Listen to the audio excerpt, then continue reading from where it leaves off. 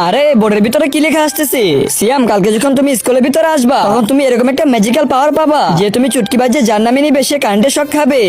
তাহলে তো কালকে অনেক মজা হবে। আরে এখনো তো কেউ আসলো না, আজকে আমি ফার্স্ট বেঞ্চে বসবো। আর বন্ধুরা তোমরা দেখতে থাকো আজকে ওদেরকে আমি কি মজা দেখাই।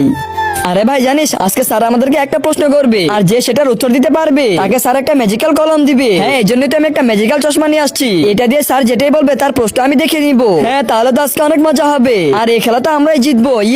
Good morning sir. Good morning বাচ্চারা। স্যার আজকে নাকি আপনি একটা প্রশ্ন করবেন আর ওইটার উত্তর দিতে পারলে নাকি জাদুর একটা কলম দিবেন। হ্যাঁ বাচ্চারা, আজকে দেখবো শয়তানকে হারিয়ে কি আল্লাহ তাআলাকে জিতিয়ে দেয়। আল্লাহর এই সুন্দর ছবিটাকে ভালোবাসলে ভিডিওটিতে লাইক করে দিয়ে চ্যানেলকে সাবস্ক্রাইব করে দিবেন। আর যদি শয়তানকে ভালোবাসো তাহলে কিছুই করতে হবে না। বাহ, তাহলে তো আজকে অনেক মজা হবে। তো বাচ্চারা প্রশ্নটা হচ্ছে কি এরকম জিনিস যেটা এক জায়গা থেকে অন্য জায়গায় ঠিকই যায় কিন্তু সেটা একটুও নড়ে না। আরে এটার উত্তর আবার কি হবে? আরে ভাই চশমাটা লাগা, উত্তরটা দেখে ফেল তুই। এই প্রশ্নের উত্তরটা তো হবে রাস্তা।